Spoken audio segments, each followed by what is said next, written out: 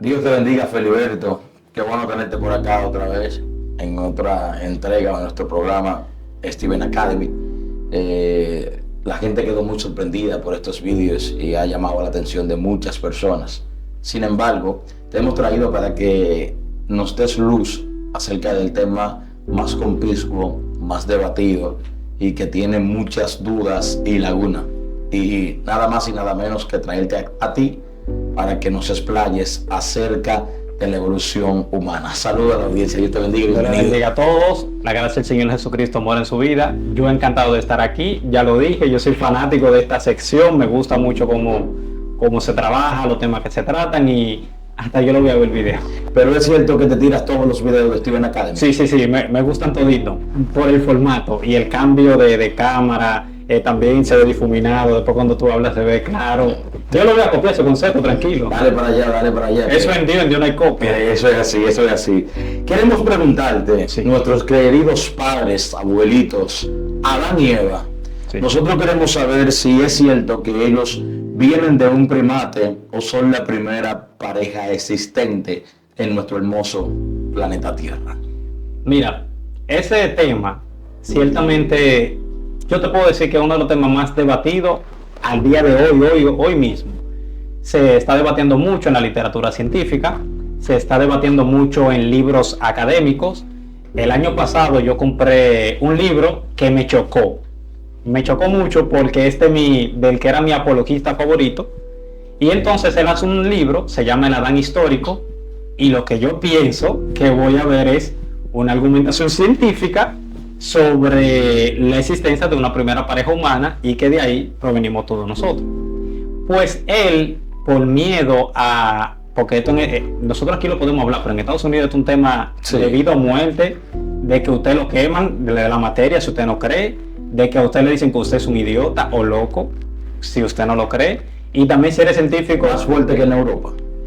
Mucho más fuerte. Es que en Europa esto no es nada. En Estados Unidos, un paleontólogo se llama Gunther Becklich, él lo único que dijo era, repito, lo único que dijo era que él tenía duda de la evolución de Darwin, que no es lo mismo decir de la evolución. Y lo botaron del Centro. sí, lo botaron del centro, lo botaron del museo, e incluso, a pesar de que él había encontrado 190 especies nuevas, inéditas para ese museo, y era un empleado ejemplar, y sin embargo él dijo que él la duda, sí, simplemente lo expresó y lo botaron. Te puedo decir así muchísimos casos, personas en la NASA, profesores, tú lo puedes buscar, que simplemente han dicho, mira, pero aparte de la evolución vamos a estudiar también los argumentos en contra, y lo votan. Dicen que no hay argumentos en contra de esto y que el que lo haga es simplemente religioso. Tú sabes, entonces hay un miedo. Por eso tú ves que en la literatura científica en Estados Unidos, cuando trata el tema de Adán y Eva, siempre van como complaciendo muchas cosas de la evolución que cuando tú lo estudias honestamente y lo buscas en la literatura científica, porque no hay que buscarlo en la Biblia, en la literatura científica tú te das cuenta que hay muchos problemas. Entonces, él argumentaba de que Adán y Eva provinieron.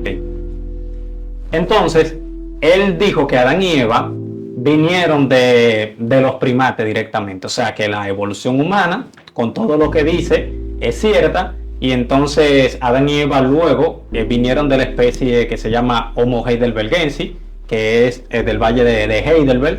Que cuando ustedes escuchan el nombre Homo, esto es simplemente hombre y de la región donde se encontró. Eso no es que algo extraordinario y una especie distinta, que eso lo vamos a aclarar un poquito más adelante. Entonces, él decía y dejó abierta la puerta de que Adán y Eva probablemente tuvieran relaciones con personas no humanas, o sea, con los simios, con los seres no humanos. Entonces nosotros vemos ese compromiso que hay hoy en día de desprestigiar lo que es el relato bíblico con respecto a una primera pareja humana. ¿Qué pasa?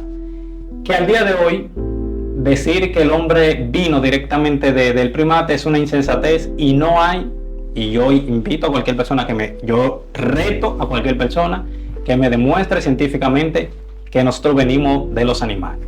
¿Por qué? Porque el hombre aparece en el registro fósil aparece sin vínculo con ningún tipo de animal. O sea, la primera raza de hombre, y uso el término raza por lo que voy a explicar, la primera raza de hombre que aparece se llama el Homo erectus.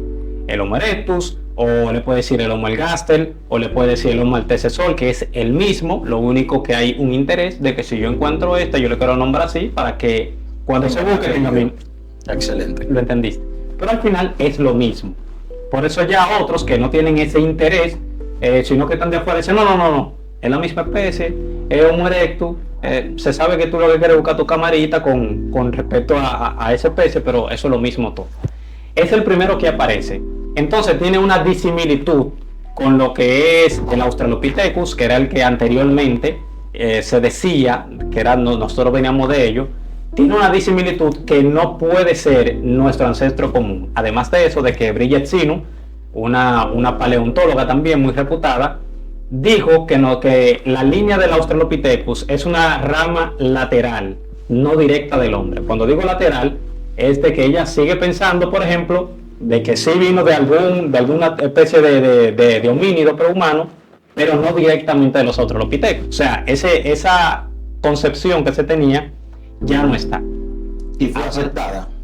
Claro, porque es que te explico, se debate mucho, porque es que en paleontología hay muchos intereses. La paleontología es la ciencia más interpretativa que existe al día de hoy. O sea, está llena de interpretaciones y llena de egos personales.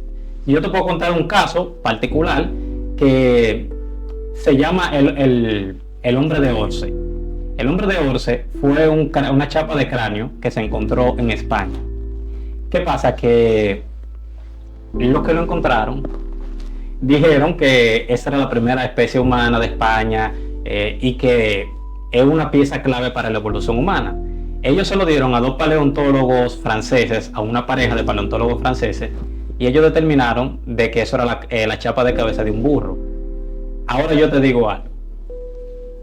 Feliberto, dijeron que era la chapa de la cabeza de un burro. Quiere decir que el hombre aceptó que era la chapa de cabeza de un burro. Por lo tanto, eso se cayó. No.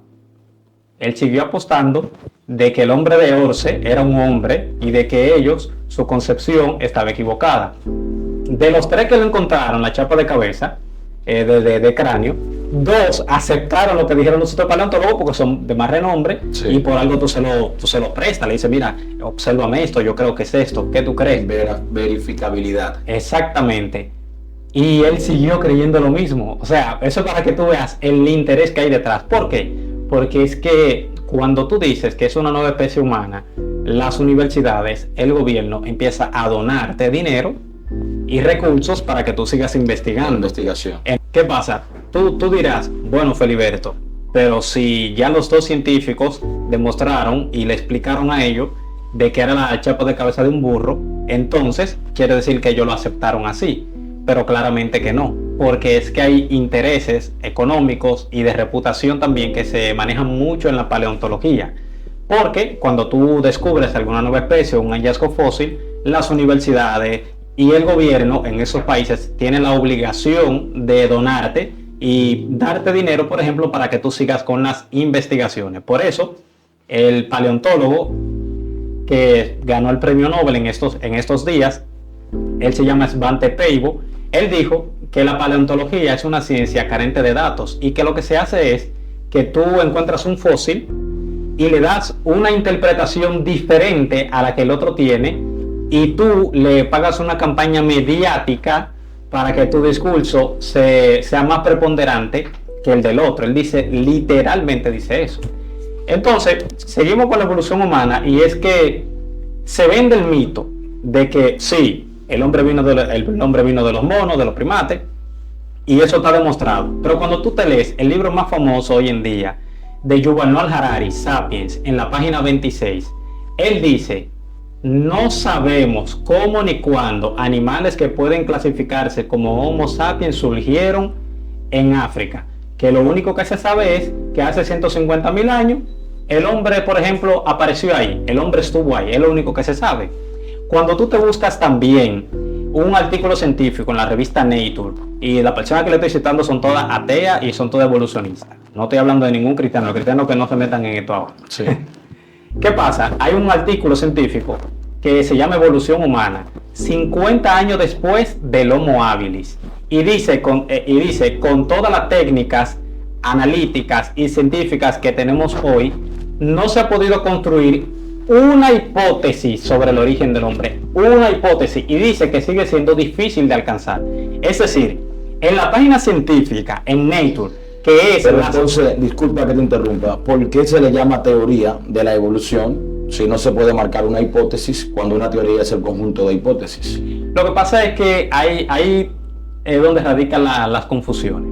Por ejemplo, por un lado, nosotros tenemos, porque es que la evolución tiene distintas ramas. Entonces, si tú me preguntarías a mí, Feliberto, ¿tú crees en la evolución? Yo te digo, sí, yo creo en la evolución. Hasta donde llegue, hasta donde se demuestre. Ahora, si tú me dices, Feliberto, ¿tú crees en la evolución neodarwinista de la selección natural y las mutaciones aleatorias y que ese es el motor que hace el cambio en las especies? Yo te digo, no tanto. Entonces, el tema es ese. Es como ellos han causado esa confusión a propósito.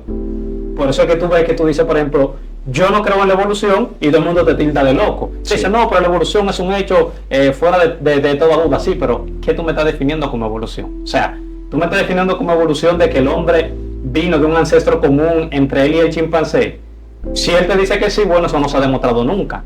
Eso tú lo crees. Sí. Porque es una presuposición, porque como tú quitas cualquier agencia inteligente en el proceso, en la creación, por ejemplo, a ti que es lo único que te queda, bueno, postular algo, pero no hay nada. Excelente. Porque la ciencia lo que hace es, no la ciencia, algunos científicos lo que hacen es que crean un marco, crean una base imaginaria, porque a veces la persona cree, eso corregía un ateo los otros días, que él me dijo, tú no crees en Lucas. Lucas es lo que se supone que fue como el primer organismo viviente. Yo le dije, si tú estudias, tú te das cuenta de que eso no existe, no hay evidencia de eso. ¿Qué es lo que hace? El científico crea lo que él quiere encontrar y sobre esa base construye las otras cosas que él ve.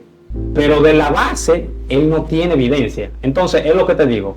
Cuando encuentran distintos hombres y encuentran animales, por ejemplo, homínidos, que homínidos simplemente es que caminen en dos patas y tienen el canino molar, premolar reducido. Eso es lo único. Pero eso no quiere decir que sean hombres ni que tengan nada que ver con nosotros. Lo único que tiene que ver es parecidos. La locomoción y cómo comen, porque es eso. Por ejemplo, si es evidente que si tú eres un animal omnívoro, nosotros somos omnívoros y no trabajamos directamente con los colmillos para matar ni nada, tú no vas a tener eso. Al igual que cualquier especie de mono o de otro animal que tampoco case, tiene que tener los dientes de una forma similar. Entonces simplemente eso. Pero la base de que nosotros tenemos un ancestro común con los chimpancés no se ha demostrado nunca. Yo te puedo dar 1000 ejemplos. Y si es tan real y tan congruente la idea, y todos ellos mancomunan en creer que la evolución es congruente, ¿por qué no hablan del eslabón perdido? Quiero que nos explique este déficit que aparece en la teoría de la evolución. Ok, mira. O hipótesis. Hay personas que te dicen, no, el eslabón perdido, eso lo dicen, por ejemplo, los creacionistas, que no saben de ciencia, y la ciencia no usa el término eslabón perdido. A mí me lo han preguntado, y yo voy a internet, copio y pego y se lo pongo todo el artículo. Le digo, mira, todo el término eslabón perdido no es científico. No, lo que te digo es que siempre quieren tumbar la pelota y montarla para otro lado. ¿Qué pasa? Te repito nuevamente. En el registro fósil, el hombre aparece sin conexión alguna con los Australopithecus ni con ningún otro animal. Mira, han postulado todos. El primero que postularon, o sea, de que el más viejo de todos, se llama Sahelanthropus chadensis. Sahelanthropus chadensis simplemente es un cráneo de una gorila hembra. Y sin embargo, lo mostraron solamente el cráneo, Y se dijo inmediatamente que caminaba en dos patas, que era bípedo, o sea, que caminaba y caminaba en dos patas, pero de eso no hay evidencia. Ustedes pueden buscar un artículo científico que se llama Sahelanthropus chadensis, el primer homínido que quizás no fue ninguno, y ahí te demuestra de que hay científicos que toman el mismo cráneo y un solo fémur que hay y te dicen, no caminó sobre dos patas. Hay otros que sí tienen interés y te dicen, sí caminó entre dos patas, ¿me entiendes? Entonces, es una ciencia muy interpretativa. Yo se lo digo porque ciertamente lo que yo estudié fue eso.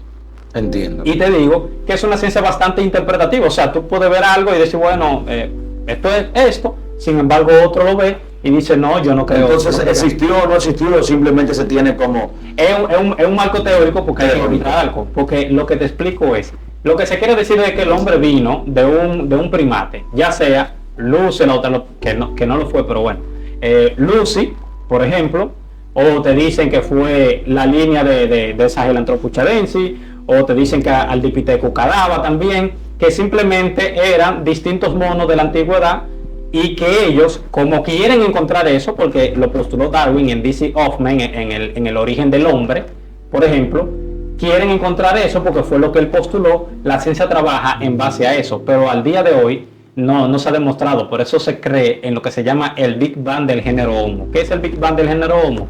Es la aparición repentina, curiosamente como dice la Biblia, la aparición repentina del hombre. O sea, el hombre aparece en la faz de la Tierra, en el registro fósil, sin conexión con ningún otro animal, con un comportamiento diferente, con unas actitudes diferentes y con una conciencia moral que no existe en la naturaleza. La naturaleza es amoral, no tiene moral en sí.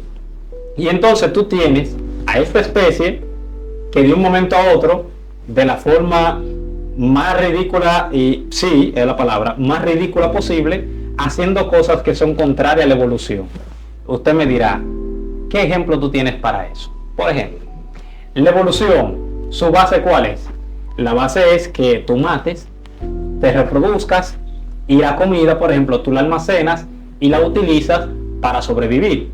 Sin embargo, tú tienes un hombre o tienes a una especie, un animal, que de un momento determinado te dice que no y se inventa en su imaginación un ser fuera del mundo, y la comida que tiene que usar para sobrevivir se la ofrece a ese Dios y no se la come. Y en el caso de la Iglesia Católica y de otras denominaciones, tú tienes a un animal que te dice que no se va a reproducir, contrario a la naturaleza, que es lo que lo llevó hacia allá, por ejemplo. Y tú tienes también a un animal, por ejemplo, que está haciendo cosas que son contrarios a los mismos principios evolutivos. Por ejemplo, tú tienes en el caso del hombre un animal, por ejemplo, que decide hacer cosas que son contrarios a los mismos principios evolutivos. Por ejemplo, el hombre ve a una persona de su misma especie y le ayuda. No debería de ayudarle. Tú le entregas, por ejemplo, tú le das comida a personas que no son de tu familia.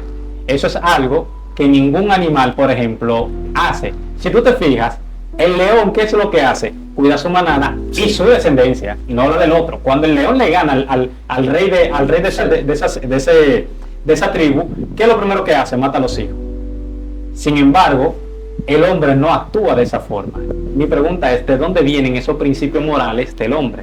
¿De dónde le nace al hombre hacer una religión, ofrecerle comida a un Dios imaginario, desperdiciar esa comida que la necesita él para su supervivencia? Y en el caso de lo que practican la religión católica, que son papas y así, y también de lo que se hace en eunuco, están violando el principio fundamental de la evolución, que es la reproducción. Entonces, la evolución no puede, o no la evolución, sino la selección natural, no puede dejarte a ti ese tipo de comportamientos que son contrarios al comportamiento natural que debe llevarte a la subsistencia de las especies. Entiendo, interesante, mi hermano, interesante. Una pregunta, la similitud genética, se dice que el 99% tenemos parecido con esos primates. ¿Qué tanto grado de verdad tiene eso? Bueno, mira, la revista número 1 en el mundo se llama Science. Usted se busca, y todas las personas que están escuchando, usted lo busca. Usted pone en inglés, lo pone en el traductor de Google y pone en inglés: diferencia relativa, el mito del 1%. Ese artículo científico demuestra de que eso ha sido un mito científico, lo que se ha dicho, de que nosotros compartimos el 99% de similitud genética, no me crea, por favor. Búsquenlo en la revista científica Science, que es la número 1 del mundo. Diferencias relativas, el mito del 1%. Lo que se hizo fue, por ejemplo, se estaba secuenciando, por ejemplo, se estaba mapeando lo que son el genoma de los chimpancés también, junto con el de los humanos. Y lo que había era un borrador. Un borrador no es el informe final. Y estaba lleno de interpretaciones. De lo que sí nosotros tenemos similitud genética es del 2%. El 2%, por ejemplo, es del ADN que sí codifica, por ejemplo, proteína. Dígase, nosotros tenemos un 98% de similitud, pero solamente entre el 2%, por ejemplo, del ADN que codifica la proteína. Luego del otro 98%, nosotros no tenemos esa similitud. Es algo que es simplemente pura interpretación. Wow, es una falacia superflua, demasiado. Es una exageración. No, pero es lo que le digo. Por ejemplo, simplemente, mira, tú simplemente haces así y pones en internet, porque eso no hay que, eso no hay ni siquiera que malinterpretarlo. Usted pone en internet, ahí a la vista de todo, relative, tú le pones relative, diferencia. Y las cuentas, las fuentes de Google son confiables actualmente, porque pueden ser manipulables. No, lo que pasa es que cuando tú estás hablando de la revista Science, es la mayor revista del mundo. Ah, bueno, es de la revista específicamente. Exactamente. Bueno, ahora sí. Por ejemplo, las informaciones de Google pueden ser subjetivas y relativas. Claro que sí, ¿no? Y críticas. Pero en la Wikipedia, y ambiguas. Cuando tú lees la Wikipedia te pone la evolución humana. Yo me he leído todo el artículo de la Wikipedia de la evolución humana y están llenos de falacias y de cosas que ya hoy en día la ciencia ni siquiera los cree. Porque eso yo lo puedo editar, pues yo estoy suscrito a la Wikipedia. Exacto. Y si hay una información que yo quiero, si yo, por ejemplo, ahora quiero editarlo y decir, no, mira, el hombre no tiene 99% de similitud genética, y le pongo el artículo científico de la revista Science, ya se queda así. A menos de que otro creativo diga, bueno, a mí como que no me gustó eso que él puso, déjame cambiarlo. Bueno, porque estamos siguiendo una información de lo que otros quieren. Exacto, sí, no, literalmente.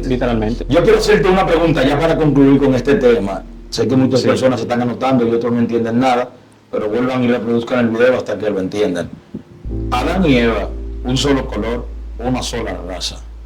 ¿Cómo pueden salir de ellos tantas razas? Entiéndase, chinos, dominicanos, haitianos, alemanes.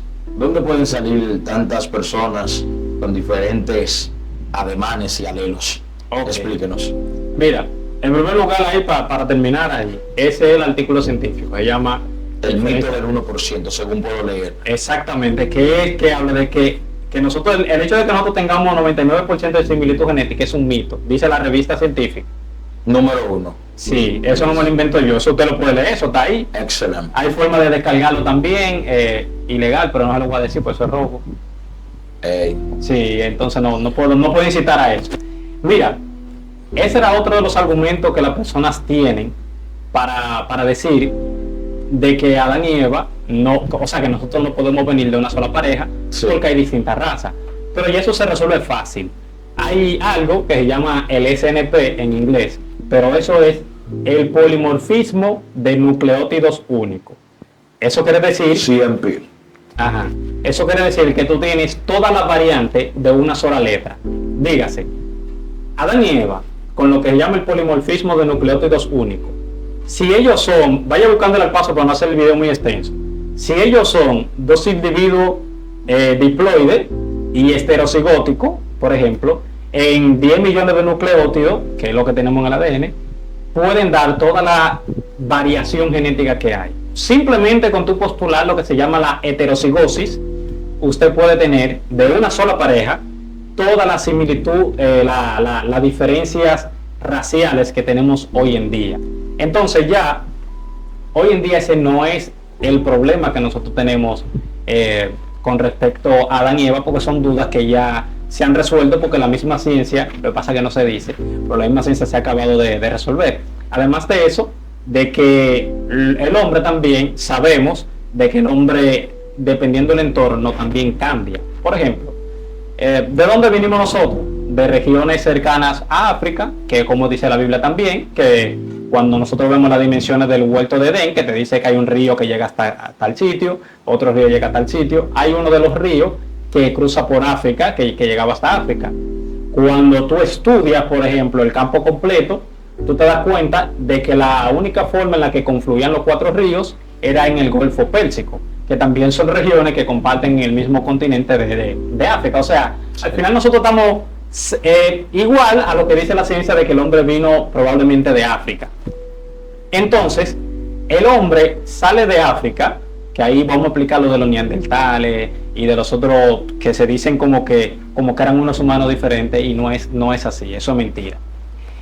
Cuando tú escuchas lo que es el neandertal, cuando tú escuchas lo que es el Homo erectus, cuando tú escuchas lo que es el Homo heidelbergensis, cuando tú escuchas el Homo ergaster, el Homo longi, el Homo nabeli, todos los homos que tú escuchas, es el mismo ser humano adaptado a una región distinta. Te voy a dar un ejemplo, el más clásico. ¿De dónde viene el neandertal? Sencillo. El neandertal es el Homo erectus que estaba en África, el hombre que estaba en África. Homo es la palabra latina para hombre, lo estoy diciendo así en términos científicos, pero vamos a decir, sí, el hombre erguido, que es Homo erectus. El hombre erguido crea una barca, crea barcos, por ejemplo, ¿verdad? Y llega de África a Europa directamente, ¿verdad? En Europa hay un clima frío. Entonces, él se enfrenta a lo que es un nuevo cambio climático, y lo que hace es que se adapta a ese clima, y la alimentación, por ejemplo, hace una diferencia en lo que es el cráneo. Eso se ha demostrado. El cráneo de nosotros es engomado. Por ejemplo, hay tribus que se ponen un anillo aquí atrás, y tú ves que con el tiempo el cráneo se le alarga muchísimo, porque el cráneo de nosotros es así. Entonces, el neandertal es el mismo Homo erectus que se adaptó en África.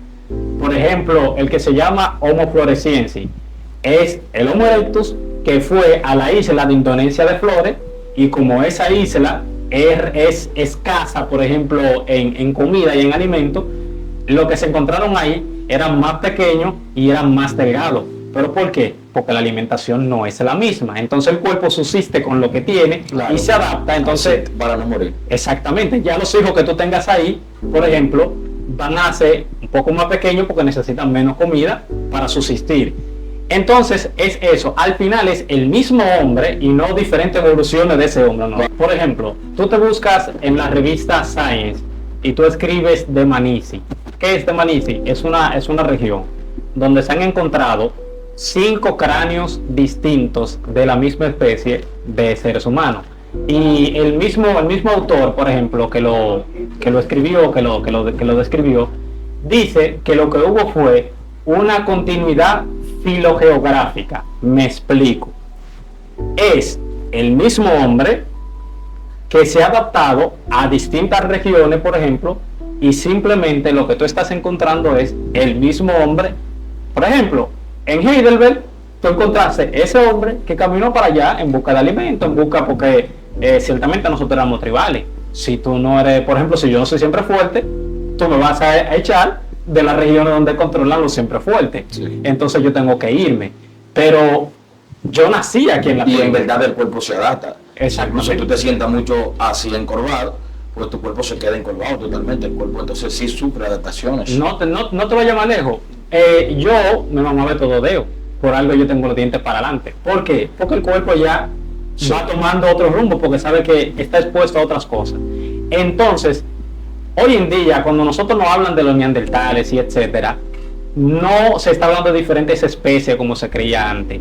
Y el golpe mortal que le dio a esa idea de que éramos distintas especies fue uno, y fue la reproducción. Hoy en día se ha demostrado de que el neandertal y el Homo sapiens, que a nosotros nos llaman Homo sapiens, pero realmente hombres sabios. Sí, pero al final somos todos los mismos. Raciocinios. Sí, porque tú no puedes llamar no sabio al neandertal si tenía el cerebro más grande que tú y hacía todo lo que tú hacías. Interesante. Y un punto, antes de que para ponerlo de esta forma, antes de que la Iglesia Católica manipulara y controlara el mundo con la religión, el Homo sapiens, el neandertal hacían religión. El hombre siempre ha creído en Dios, independientemente de donde sea que tú lo busques. los neandertales, vamos a suponer que tú no creas que los neandertales pues, es respetable. Sí. Vamos a suponer que tú entiendas que los neandertales son diferentes a nosotros y que es una especie que evolucionó distinto hacia religión. Eso está científicamente demostrado. ¿Quién les enseñó a ellos eso? Yo no sé. Nishma. Es que el hombre el hombre tiene una enfermedad religiosa dentro. El hombre obligatoriamente busca lo sobrenatural y lo que está fuera de él. E incluso eso es lo que demuestra de que tú eres un ser humano y te diferencia de las especies, que es lo que se llama el pensamiento abstracto. O sea, el hombre tiene la capacidad de hablar de cosas que no existen o de hablar o de imaginarse cosas y tiene un lenguaje, bueno, que ese es otro tema. Más adelante, en otro Yo creo que Dios puso siempre el sentir en el hombre, siempre de escudriñar algo que no existe, siempre estuvo ahí. Por algo diría la Biblia, dice necio en su corazón, no hay Dios. Es más difícil no creer que creer. Exactamente. Dios mío. Entonces, por ejemplo, lo que le dio el golpe más fuerte es el hecho de que nosotros, la especie Homo sapiens, por ejemplo, y el neandertal se reproducían. ¿Qué pasa con eso? Que el tema, y yo me río porque hubo un ateo una vez que me argumentó, pero ya se ha demostrado de que nosotros tenemos ADN neandertal dentro de nosotros y quiere decir que nosotros evolucionamos. Digo, no, si tú te fijas, eso es lo que está diciendo, que eran la misma especie, porque el concepto de especie dicta de que si dos especies, o no dos especies, sino dos individuos intercambian genes entre sí, son la misma especie. O sea, si tú y yo tenemos descendencia fértil, es porque somos la misma especie. Pero aparte de eso, el denisovano también, que es el mismo hombre en Europa, en la cueva de Denisova, y por eso le pusieron denisovano, no es que era algo diferente, también se ha demostrado de que se aparió con el Homo sapiens, y también se ha demostrado de que se aparió con el neandertal. Entonces aquí volvemos, son la misma especie porque se pueden reproducir entre sí, pero vamos a un golpe más fuerte. Entonces cuando se demostró eso, yo decía, no, es verdad que esos son la misma especie, pero el Homo erectus y los demás, como son una evolución posterior, quiere decir eso de que son diferentes, especies diferentes y no se han podido reproducir. Pero en la cueva de Denisova se demostró también de que había ADN del Homo erectus, y también el Homo erectus tenía descendencia fértil con los otros hombres de Europa. O sea, al final nosotros estamos hablando de la misma especie. Y para concluirte, yo invito a cualquier persona a que se busque un artículo científico de revisión por pares. Revisión por pares es que otros científicos también escuchan leen el artículo y lo aprueban.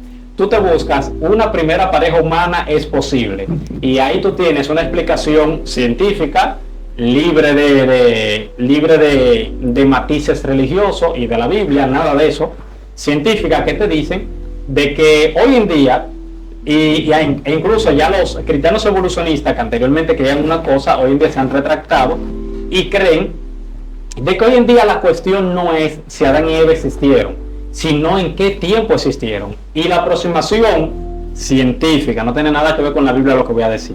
La aproximación es hace 500.000 años. O sea, de ahí en adelante, si tú partes de una primera pareja humana, tú puedes tener toda la diversidad genética, que es lo que yo dije, polimorfismo de nucleótido único, y entonces, y a partir de ahí tú puedes tener toda la población de hoy en día. Entonces ya, como dijo Denis Veneman y otros, ya la cuestión no es, por ejemplo, si nosotros tenemos, si Adán y Eva existieron, sino en qué tiempo. La discusión está ahí. Lo que creen que hace 6.000 años, pues bien. Lo que creen que hace miles de años, millones pues de bien. años. Sí, pero al final estamos hablando de lo mismo y no venimos del mono. Y lo último, y ya con esto termino, que ya tengo mucha información y quiero como, pero Sí, me estoy reteniendo. Hay un artículo que se llama El problema del tiempo de espera para una población de homínidos. Eso usted lo pone en inglés y lo busca y luego el traductor, el explorador lo traduce. Que eso demostró de que para tú tener mutaciones, que no lo traté ese tema, para tú tener mutaciones que hagan un cambio significativo en la especie humana, dicta de lo que son 18.000 millones de años. Dígase, o sea, una cadena de 8 nucleótidos llevaría a 18.000 millones de años. ¿Y cuántos años tiene el universo existiendo? 13.700 millones. Quiere decir que para tú tener un cambio significativo en el hombre a través de las mutaciones, tú necesitas 5.000 millones de años más que no tiene el universo y añadíselo para tú esperar entonces desde ahí hasta ahora a que el hombre tenga un cambio significativo. Entonces, podemos decir hoy, sin temor a equivocarnos, que ni el registro fósil, ni la genética tampoco, con el ADN basura no funcional, que no lo pude tratar ese tema, pero que bueno, ni tampoco las mutaciones pueden dar una explicación a de dónde vino el hombre. No hay artículos científicos al día de hoy, todos dicen lo mismo, todos, absolutamente todos.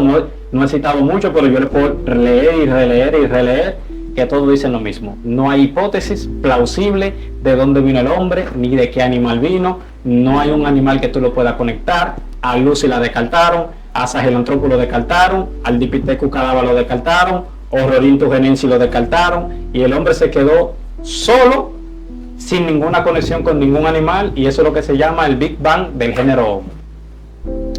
Bueno, señores, Dios le bendiga a todos y guarden toda esta información. Este muchachón, el Jimmy Neutron, es un genio. Mi amado, gracias por estar acá con nosotros. Dios te bendiga. Somos siempre fuertes. Hazab Leonard.